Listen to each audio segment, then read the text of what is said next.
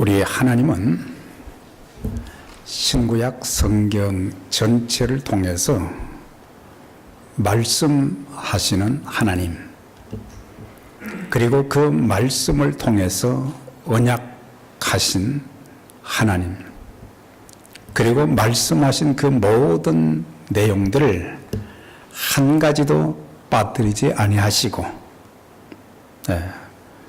바꾸지도 아니하시고 그대로 지켜주시는 그런 하나님이신데, 우리가 구약 성경에 보면 하나님께서는 노아에게 언약을 해 주셨어요. 그래서 노아 언약이라는 게 있고, 또한 아브라함 언약도 있어요. 아브라함에게도 언약을 해 주신 것이죠.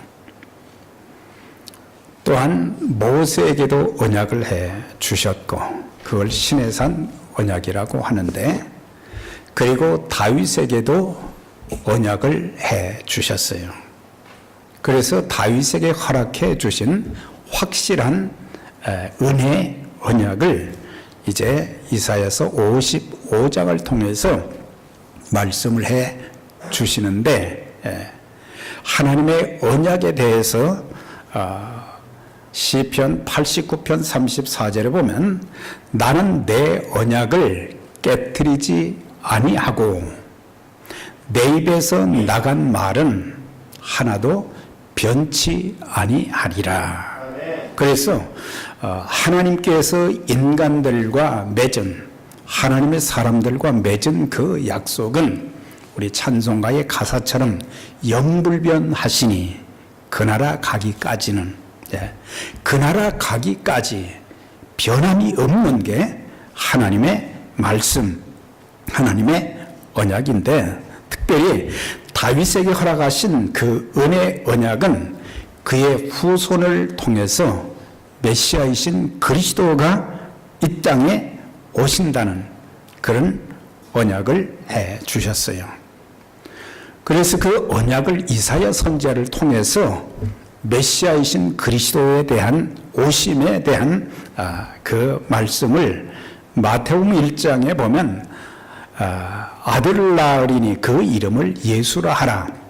이는 그가 자기 백성을 그들의 죄에서 구원할 자이심이니라. 그래서 메시아로 오신 예수님께서는 어떤 분이시냐?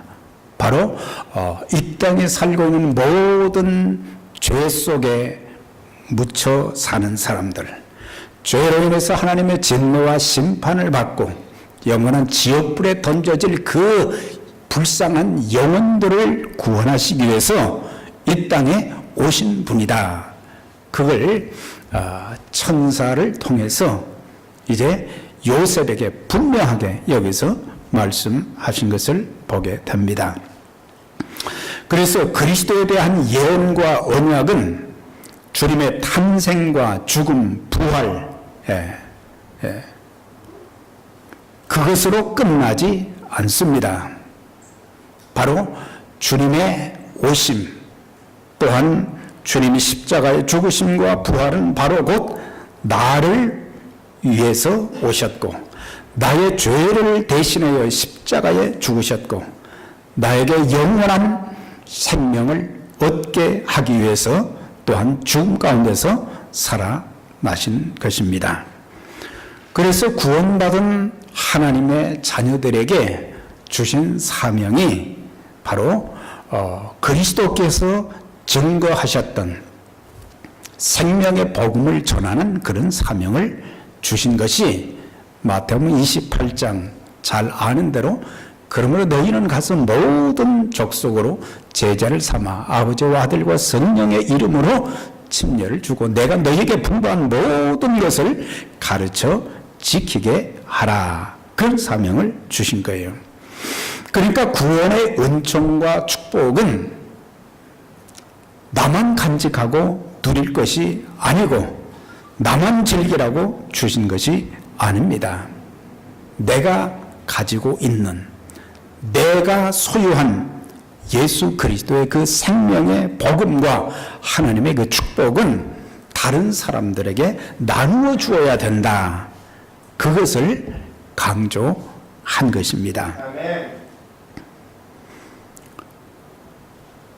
이사야서 55장 5절의 말씀은 바로 앞부분을 이렇게 다윗의 언약을 구체적으로 소개하면서 다윗의 언약이 어떻게 이루어져 가는지 그걸 미리 예언하고 있어요.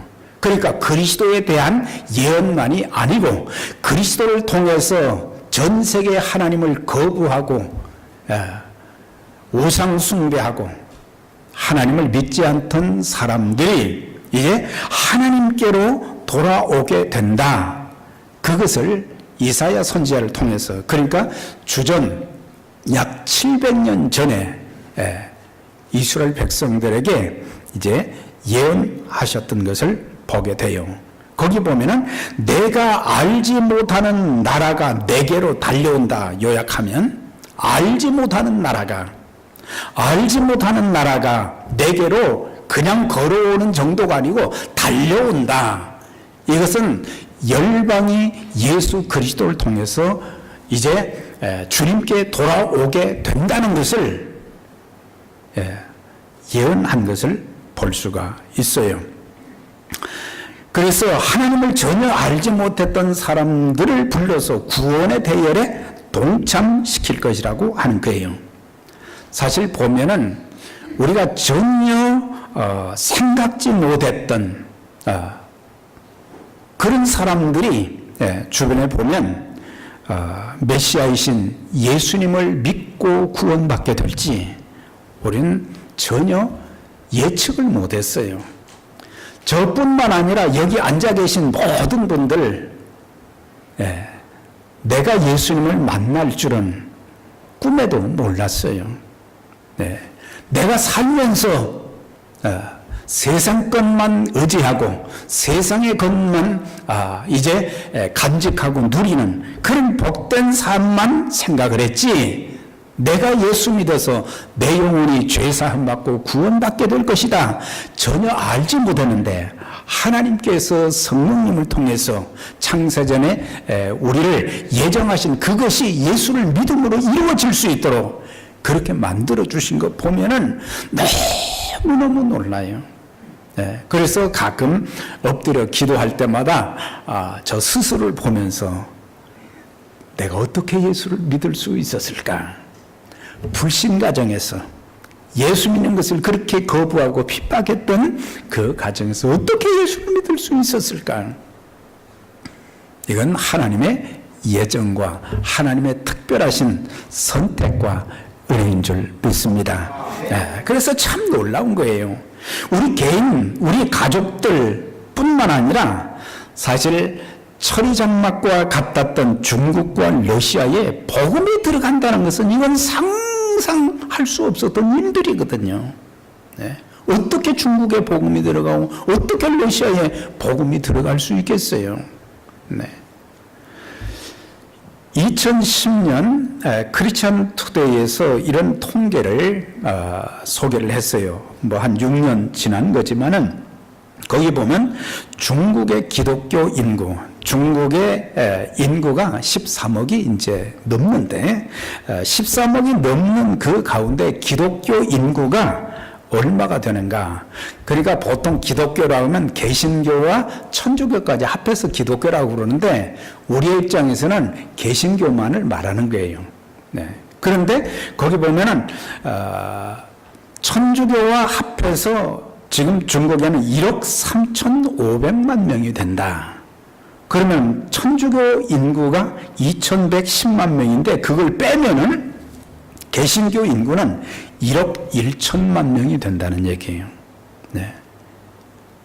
사실 공산화에서 철의 장막이 무너진 지가 그렇게 오래되지 않는데 여기 보니까 물론 복음은 오래전부터 전해졌지만은 그들은 예수를 전하지 못하게 했고 예수 믿는 자들을 핍박했고 그래서 가정교회에서 지하에서 참 그들이 믿음을 지키고 그랬는데 가정교회가 얼마나 되냐 숫자가 5,300만이 넘는다 그랬어요. 그러니까 지금도 가정교회, 삼자교회 이렇게 다 합하면은 1억이 지금 훨씬 넘는데 2025년경이 되면은 예상을 하기를 1억 6천만 명이 된다 그랬어요. 네.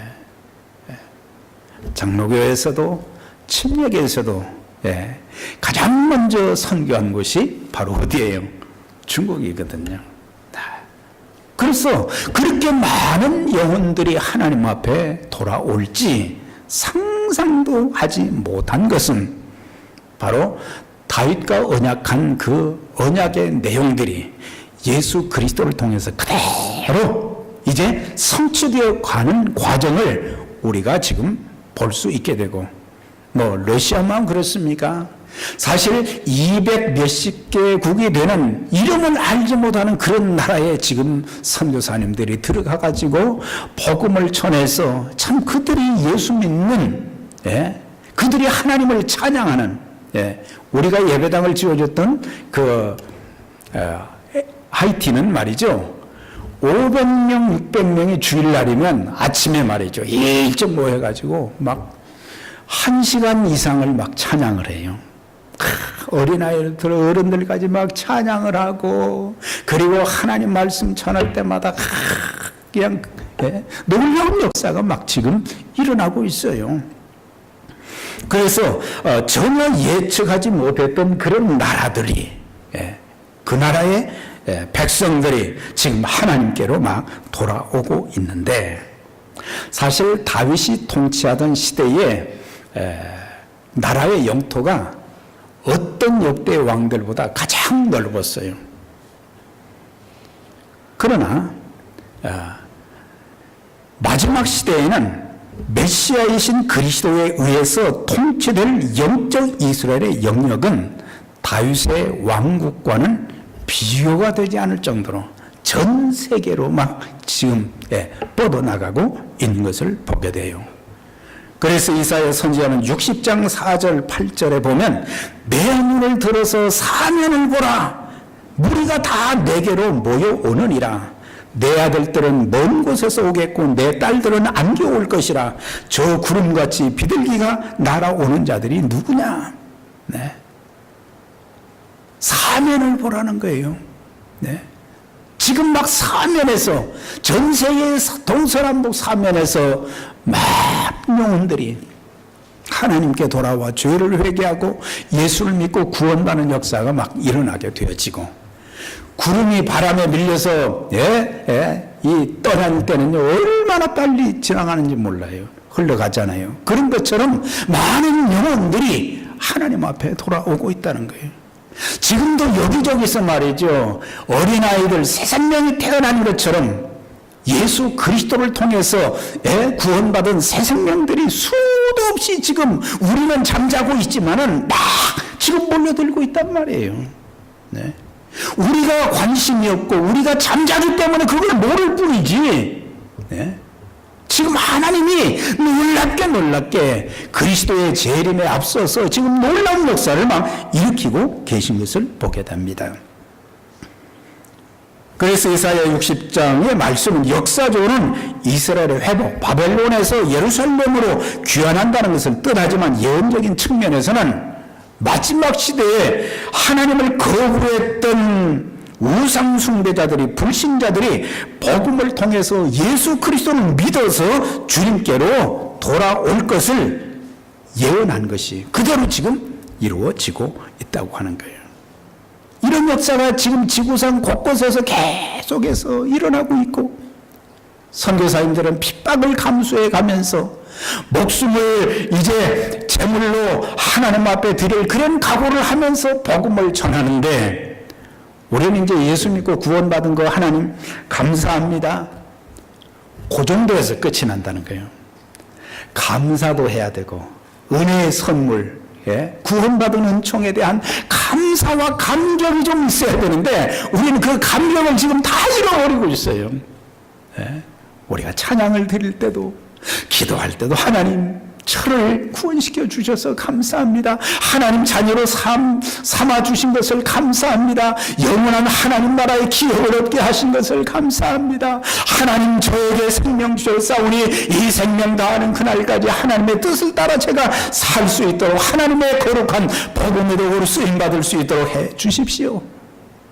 감사하고 감격하면서 기도해야 되는데 이제 교회 생활을 오래 하다 보니까 그게 다 사라져 버린 거예요. 네. 회복되시기를 주의 이름으로 축원합니다. 이게 회복돼야 돼요. 그래야 내 영혼도 살고 다른 영혼도 살릴 수 있는 것이고. 이사야 55장은 바로 하나님의 초청장이잖아요.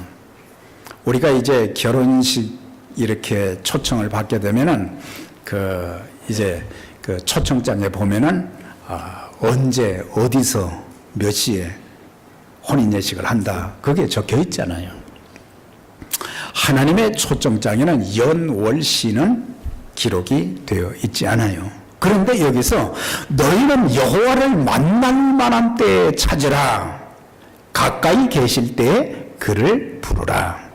그러니까 하나님의 때를 알고 그 하나님의 때를 하나님께서 우리에게 주신 그 때를 절대로 놓치지 말아야 된다. 네. 하나님의 때를 놓치게 되면 다시는 그 기회가 나에게 돌아오지 않을 수도 있는 거예요. 그래서 주목해야 될 단어가 뭐예요? 때예요, 때. 네. 하나님을 만날 기회를 주실 때에 찾고 하나님을 부르라. 주의 이름을 부르는 자는 구원을 얻는다. 사람들이 세상에 어떻게 하면 돈을 많이 벌까? 어떻게 하면 남보다 높은 더 힘이 있는 권세가 있는 권력을 얻을까? 어떻게 하면은 내가 행복하게 살까? 그런 것만 찾아서 다니지. 사실 요즘에는 말이죠, 음식을 자꾸 찾아서 개발하는 일들이 굉장히 활발해요. 그래서 먹는 것에 그렇게 관심이 많아요. 네. 그런데 우리가 하나님을 찾는 일, 내 생명의 근원이 되시고 나를 지으신 생사화복의 주권자가 되신 내 인생의 흥망성쇠가 달려있는 그 하나님을 찾지도 않고 그 하나님을 부르지도 않는 그런 시대가 지금 되어가고 있다고 하는 거예요. 하나님이 우리에게 주시는 그 기회, 그때가 언제입니까? 하나님 주시는 기회는 내 생명을 살려두실 때까지예요. 아멘. 내가 오래 살고 싶다고 해서 사는 것은 아니에요. 네. 100세 시대가 되었으니까 나는 이제 100세는 너끈하게 살겠다. 그렇게 하고, 생각하고 나는 100세 넘게 잘 살 거야. 그건 내 마음이지. 하나님 마음은 아니거든요. 하나님이 오라고 하시면 언제든지 가야 돼요. 하나님이 내게 주시는 내 생명을 주실 때, 그때가 바로 하나님이 우리에게 주시는 기회예요. 그리고 그리스도께서 이 땅에 오시기 전까지가 하나님의 때인 거예요. 주님이 이 땅에 오시면 그 다음에 심판과 더불어 다시는 예수 믿으려고 해도 믿을 수가 없는 거예요. 바로 하나님이 나를 살려두시고 그리스도께서 오시기 전에 내가 하나님 앞에 얼마나 죄인인가, 내가 아직도 깨닫지 못하는 것이 너무 많고 하나님의 마음을 상하게 만들고 하나님의 뜻을 거스르는 그런 삶을 사는 자들에게 하나님이 주시는 그 기회에 이제는 죄를 버리고 내가 좋아했던 것을 버리고 하나님께 돌아오라 계속해서 초청한 거예요. 볼지어다 내가 문 밖에서 서서 두드리노니 누구든지 내 음성을 듣고 문을 열면 내가 그에게로 들어가 그로 더불어 먹고 그는 나로 더불어 먹으리라, 그렇게 말씀하셨어요. 그런데 사람들은 가끔 이렇게 전도를 하다 보면은 예수 믿어야지요, 교회 나와야지요, 그러면 조금 더 있다가요, 애기들 다 키워놓고요, 진짜 애기들 다 키워놓으면 그 다음부터는 이제 해방이 되니까 자기들 먹거리 찾아서 다니고, 즐기러 찾아다니고, 하나님과는 전혀 상관없는 그런 삶을 살아가는 것을 보게 돼요. 우리가 하나님의 일도요, 바로 우리에게 기회를 주실 때 해야지, 그 기회가 지나가 버리면 주님을 섬길 수도 없어요. 교회도 섬길 수 없어요. 각 부서에서 섬기는 그것도 할 수가 없는 거예요. 건강 주신 거, 내 생명을 이렇게 호흡이 정상적으로 이제 할 수 있도록 해 주신 것은 하나님께 예배하고 하나님을 잘 섬기고, 그리고 영혼 구원하는 일, 하나님 나라의 지경을 확장시키는 그 일을 위해서 나를 이렇게 살려두시고 건강케 하신다. 그걸 깨달아야 된다는 사실이에요. 또한 우리 인간들은 이 땅에 살면서 우리 인생에 때도 다 있는 거예요. 전도서 3장에 보면 천하범사에 기한이 있고 모든 목적이 이룰 때가 있으며 죽을 때가 있고 심을 때가 있고 심은 것을 뽑을 때가 있고 죽일 때가 있고 쭉 그러면서 28가지의 때를 설명했어요. 전도서에서는.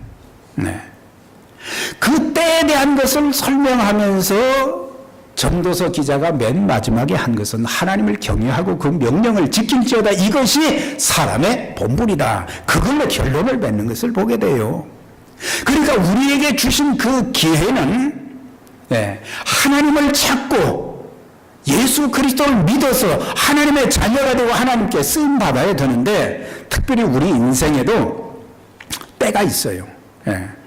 사람도 때에 맞게 살아야 돼요. 20대 때는 20대답게 살아야 돼요. 어떤 사람들은 20대부터 돈 버는 일에 그렇게 자기의 열정을 다 쏟는데 20대에는 좀 공부도 좀 하고, 모세나 다니엘이나 그의 세 친구들 바울도 보면요, 참 하나님의 사람이 되기 전에 굉장히 열심히 공부를 했어요. 우리가 바로 알아야, 세상 학문도 알아야 나중에는 모든 것이 하나님께로부터 나온 것인 것을 알게 되어지는 것이고, 그리고 우리의 그 지식은 복음을 전하는데, 하나님의 일을 하는데도 많은 도움이 되는 거예요. 30대 때는 직장과 가정을 정착시킬 때예요. 그래서 30대 때는 이제 평생 일할 직장을 이렇게 정해야 되고, 그 다음에 가정을 꾸려서 가정에 충실해야 돼요. 바깥 일보다도. 가정에 충실하지 못하면 안 되는 거죠. 40대, 50대 때는 우물한 개구리처럼 살지 말고 그 나이에 맞게 성숙한 인격을 갖추고 남을 위해서, 사회와 국가를 위해서도 기여할 수 있어야 되는 거예요. 적어도 우리 인생의 폭이 좀 넓어져야 된다고 하는 거예요. 그저 먹고 사는 것만이 내 인생의 전부는 아니거든요. 하나님이 나를 통해서 내게 주어진 젊음의 때와 또한 내게 주신 지식과 많은 은사와 경험을 통해서 또 다른 사람들을 섬기고 사회에 기여하는 그런 사람들이 되기를 원하고, 60대에서 80대 때는 어른으로서 지나온 삶의 경험과 지식은 맞는데 나이가 많아도 잘 안 되는 게 뭐냐, 인격이 잘 안 다듬어지는 거예요. 그래서 적어도 60대, 70대, 80대, 뭐 나이가 많으면 노인이 어린아이가 된다는 그런 말도 있는데, 아니 이게 달라져야 되잖아요. 세상 살면서 수많은 일들을 겪고 산전수전 다 겪고 많은 경험도 있고 많은 지식도 있는데, 인격이 잘 다듬어진 신앙인이 되어서, 그래서 언행과 섬김에 성도들에게 본을 보이고, 나이가 드신 분들일수록 존경은 받아야 되지만 언행에 섬김에 신앙생활에 본이 되어야 돼요. 아멘이십니까? 예, 나이가 드신 분일수록 그래야 존경을 받을 수 있는 거예요. 나 장로님 닮고 싶다. 저 권사님 좀 닮고 싶다. 예. 그리고 젊은 사람들, 나이가 드신 분들이 젊을 때 그런 경험담도 들려주면서 교훈과 격려도 하고 또 끊임없이 젊은이들을 축복하는 사람. 나이 드신 분들이 할 애들이 뭐겠어요? 노동을 할 수는 없잖아요. 계속해서 기도해주고 격려해주고 축복하는 그런 생애가 되시길 바랍니다. 내가 남을 위해서 기도해주는 거, 이거 얼마나 큰 특권입니까? 다른 사람들을 축복할 수 있는 것이, 나는 예수의 이름으로 축복하지만 그 축복은 하나님이 주시는 거거든요. 그러니까 우리가 그런 자세가 되어서 참 닮고 싶은 어르신들이다. 그게 되어야죠. 그 다음에 이제는 세상을 떠날 날, 죽을 날을 생각하고 나는 주님 앞에 어떤 모습으로 설 것인가? 주님은 나에 대해서 어떻게 말씀하실까? 적어도 그 정도는 생각하고 살아야 된다는 얘기예요.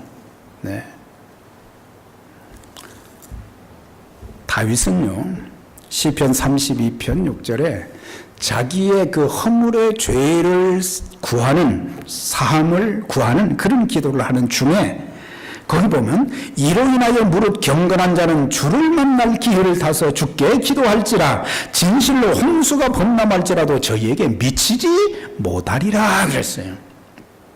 경건한 자는 어떤 사람을 말하냐? 하나님과 언약을 맺은 언약 백성들을 말하는 거예요. 언약 백성들은 주를 만날 기회를 타서 그 기회를 놓치지 말고 기도해야 된다. 그리고 홍수가 범람할지라도 이 홍수는 그냥 홍수를 말하는 것이 아니고 재앙을 말하는 거예요. 심판대를 말하는 거예요. 하나님께서 우리에게 주시는 기회를 잘 사용하면은 하나님의 진노와 심판을 받지 않고 재앙을 받지 않는다. 여기서 주를 만날 기회라는 것은 죄를 깨닫고 회개할 때요, 삶의 각성과 더불어 인생을 새롭게 할 때, 그 때를 놓치지 말아야 된다. 그걸 가르쳐주고 있어요. 하나님은 끊임없이 이 세상에 살고 있는 사람들을 향해서 내게로 오라, 내게로 오라 초청장을 발부를 하지만 모든 사람이, 하나님은 모든 사람이 구원을 받으며 진리를 따라 살기를 원하신다 그랬어요. 모든 사람이 구원받기를 바라시고 초청장을 보내지만 사람들은 그걸 깨닫지를 못하는 거예요. 하나님의 음성을 듣지 못하는 거예요. 그래서 안 오는 거예요. 그런데 그런 사람들에게 어떤 특별한 기회를 주실 때가 있어요. 그건 뭐냐? 예를 들면 기근이라든지 지진이라든지 또 사건, 사고, 질병 이런 것들을 통해서 그래도 못 들으면 하나님이 그런 것을 통해서 깨닫고 돌아오게 만드는 거예요. 그래서 병상에 가서 전도를 하면 90%는 다 예수 믿겠다고 그래요. 그런데 건강할 때는 막 거부하잖아요. 죽을 때가 다 되면 그때는 와달라고 그래요. 그전에는 집에 신방 한 번 와달라고 안 하더니 죽을 때가 되니까 와서 예배 드려달래요. 하나님 앞에 돌아오고 싶은 거예요. 내 영혼의 문제가 심각한 거예요. 이러다가 지옥 가는 것은 아닌가. 그래서 천국 갈 수 있도록 기도해달라는 거예요. 저거 기도한다고 천국 갑니까? 예수 믿어야지. 예? 예수 믿어야지. 그런 복음을 전하면 그냥 아멘 하는 거예요. 그냥 아멘해. 예? 예? 믿으시겠습니까? 할 필요가 없어요. 그냥 말만 떨어지면 아멘 하는 거예요. 일리노이주에 가면은 빌리그램 목사님 세웠던 휘튼 대학이 있어요. 기독교 대학인데 몇 번 가봤었는데 1995년도 3월 어느 날 800명 이상의 학생들이 강당에 예배실에 모인 거예요.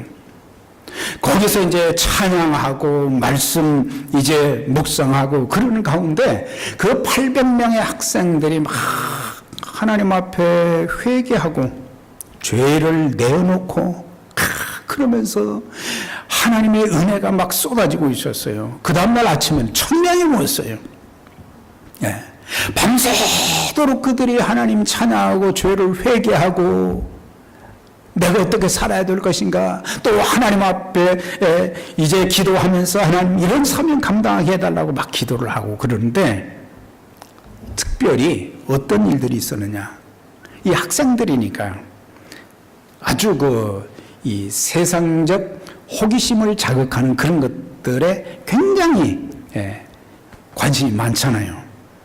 그래서 그때 당시 비디오, 요즘에는 비디오 뭐 별로 볼 수 없지만 비디오, 그 다음에 아주 불건전한 잡지들, 불건전한 책들, 그런 것들을 자기 방에 가서 다 가지고 나왔어.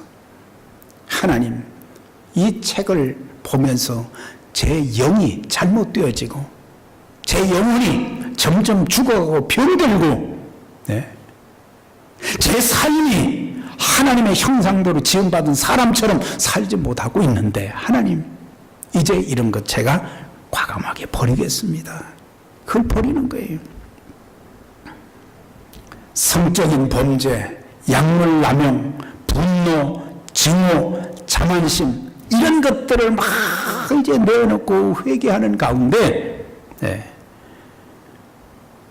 그들이 죄로부터 해방되어지고, 그래서 그 학교에 막 복음이 담대하게 전해지고 하나님의 역사들이 막 일어나는 그런 일들이 있었어요. 오늘 7절의 말씀에도 보면 악인은 그 길을 불의한 자는 그 생각을 버리고 하나님께 돌아오라 그랬어요. 이제는 죄는 버려야 되는데 이것을 버리지 못하고 있다는 거예요.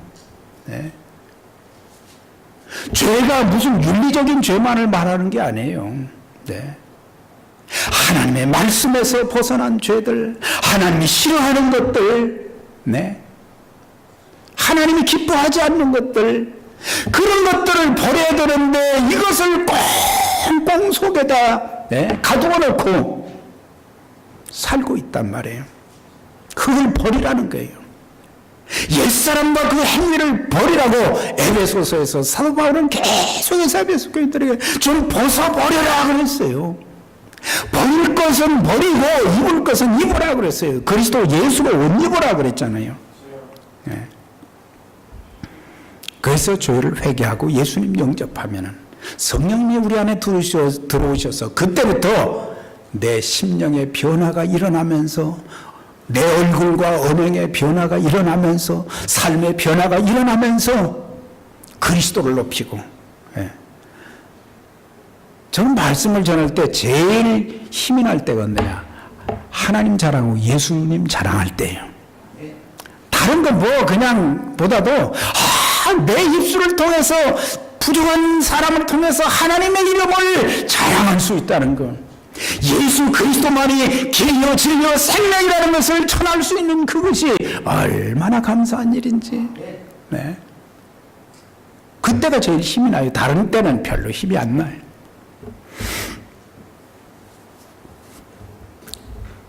보라, 지금은 은혜 받을 만한 때요. 보라, 지금은 구원의 날이로다 그랬어요. 바로 지금이라고 그랬어요. 내일이 아니에요. 우리 하나님께로 돌아오라, 그가 너그럽게 용서하시리라 그랬어요. 지혜 있는 사람들은 삶의 우선순위를 바로하라. 가장 중요한 것부터 해야 돼요. 우리 인생에 가장 중요한 것이 첫 번째가 뭘까? 뭐겠습니까? 영혼의 문제예요. 영혼의 문제부터. 영혼이 잘 되기 위해서는 죄 문제부터 해결해야 돼. 내 영혼의 구원, 영생에 대한 일은 그 어느 것보다 중요하고 소중한 일이기 때문에 내일로 미루어서는 안 된다고 하는 거예요. 영혼의 문제, 영생의 문제를 해결하기 위해서 우리는 하나님께 돌아와야 돼요. 예수님께서는 끊임없이 수고하고 무거운 짐진 자들아 다 내게로 오라. 내게로 오라고 하는데 사람들은 그걸 거부하고 있단 말이에요. 내게로 돌아오면 내가 그를 불쌍히 여기고 긍휼히 여기고 그들의 죄를 용서해 주겠다 그랬어요. 이런 약속이 있는데 누가복음 14장에 보면요, 어떤 사람이 큰 잔치를 베풀었어요. 그리고 종을 통해서 사람들에게 그 잔치집에 다 오라고 그랬어요. 그런데 그 대표적으로 세 사람이 거부를 했어요. 저는요 밭을 샀어요. 그래서 밭도 좀 돌아보고 일을 해야 되니까 못 가겠다 그랬어요. 또 다른 사람은 저는 소를 5겨리를 샀습니다. 그 소 10마리를 샀다는 건 돈 있는 사람이잖아요. 나는 소를 사서 나는 못 가겠어요. 그게 또 어떤 사람은 저는 장가 갔어요. 장가 들었어요. 장가 들었으니까 나는 즐겨야 되니까 못 가겠다는 거예요. 사람들은 뭐예요? 나름대로는 타당한 변명 같지만 이건 핑계에 지나지 않는 거예요. 사실 우리도 보면은 핑계거리는 많아요. 보면 왜 신앙생활을 그렇게 합니까? 왜 주님을 교회를 잘 섬기지 않습니까? 그러면은 뭐 여러 얘기가 많아요. 네. 하나님 앞에 갔을 때, 주님 앞에 섰을 때 우리가 핑계한다고 되는 게 아니에요. 저는요 이런 일들이 있어서 그랬어요. 저런 일들이 있어서 그랬어요. 예. 하나님이 주셨던 그 기회를 다 놓치고 마지막에 핑계하는 거예요. 예. 핑계가 안 통합니다. 그날은.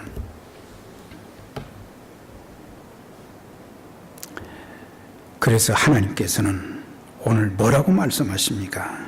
네. 너희의 생각과 내 생각은 다르다 그랬어요. 내 길과 너희 길과는 다르다 그랬어요. 하늘이 땅보다 높은 것처럼 내 생각과 내 길은 너희 생각, 너희 길과는 아주 다르다 그랬어요. 그러니까 사람들은 내 생각, 내 주장만 생각하는 거예요. 네. 하나님의 은총이, 하나님의 사랑이 얼마나 크고 놀라운지 그걸 알아야 되는데 그걸 모르는 거예요. 가끔 말이죠.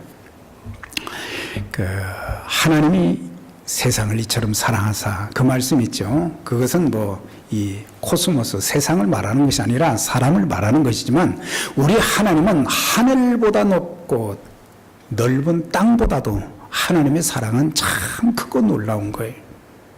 네. 하나님이 위대하신 분이거든요. 그 위대하신 하나님, 온 우주를 다스리시는 그 하나님이 나를 사랑하셨다는 거. 아니 그 많고 많은 사람들 중에서 그런 권세 있는 하나님이 나를 사랑하셨다.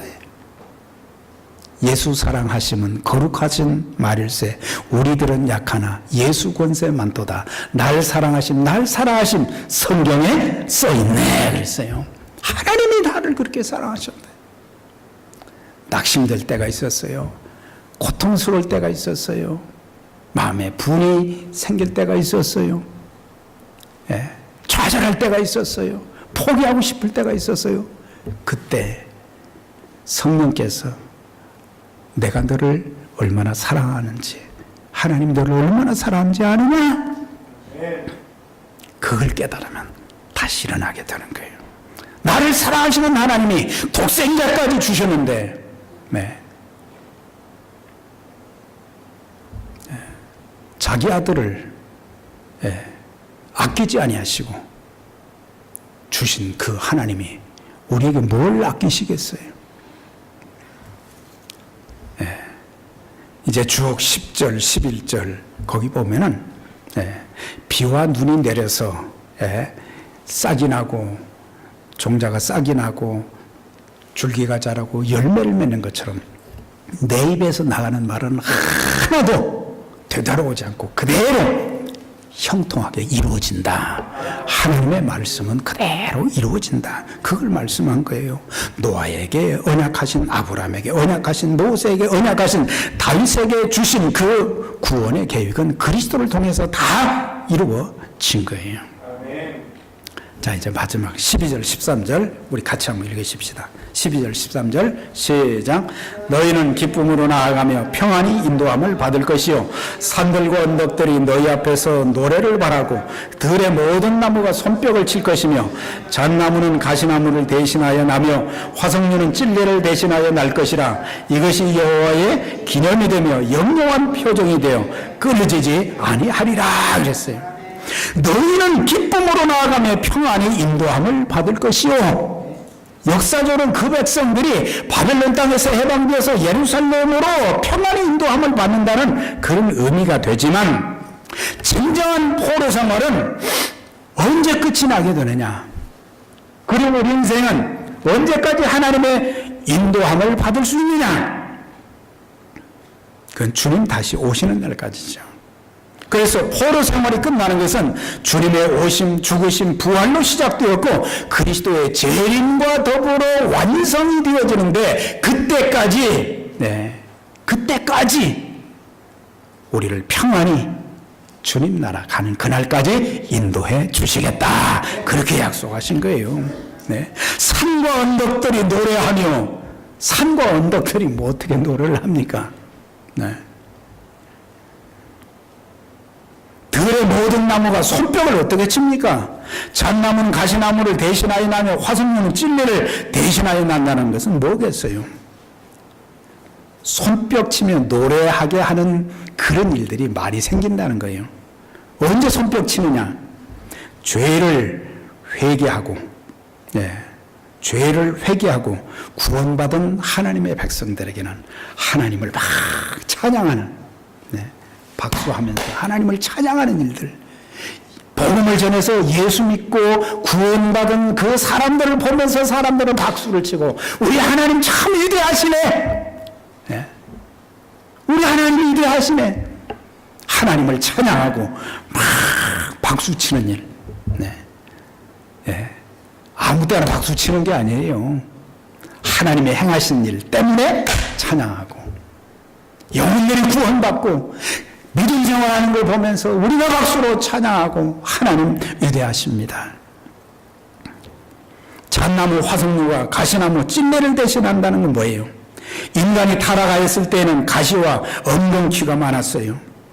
그런데 이게 이제 잣나무, 화석류가 된다는 것은 에덴 동산이 회복된다는 거예요. 참 놀라운 거예요. 에덴 동산이 회복되어진다. 새 하늘과 새 땅이 이루어진다는 거예요. 이런 것을 이사야 선지자를 통해서 예언한 것을 보게 되는데 우리 모두 하나님께서 우리를 초청해서 우리가 하나님 앞에 나왔고 죄를 회개하고 예수 믿고 구원받았잖아요. 이제는 나만 믿지 말고 다른 사람들도 하나님이 당신을 이렇게 초청하셨습니다. 그렇게 말하는 것이 복음 전하는 거예요. 그래서 참 놀라운 영혼의 회복과 더불어 하나님 나라가 우리 교회를 통해서 아름답게 이루어지는 귀한 역사가 있기를 주의 이름으로 축원합니다. 기도하겠습니다. 하나님 아버지 감사합니다. 오늘도 우리에게 주신 말씀을 기억하고 저희들이 하나님이 우리를 부르실 때에 우리에게 말씀하실 때에 제가 여기 있습니다. 하나님의 초청에 응답하게 하시고 이제 남은 구원받은 것으로 끝나지 아니하고 다른 사람들에게 하나님 당신을 이렇게 사랑하십니다. 하나님 당신을 초청하셨습니다. 그렇게 하면서 예수 그리스도께서 우리 죄를 대신해 십자가에 죽으시고 다시 사신 생명의 복음을 전해서 이 땅에 하나님 나라가 이루어지는 그 귀한 일에 우리 모두가 쓰임받도록, 우리 에베네셀 교회가 귀하게 쓰임받도록 하나님 축복해 주옵소서. 예수님 이름으로 기도드리옵나이다. 아멘.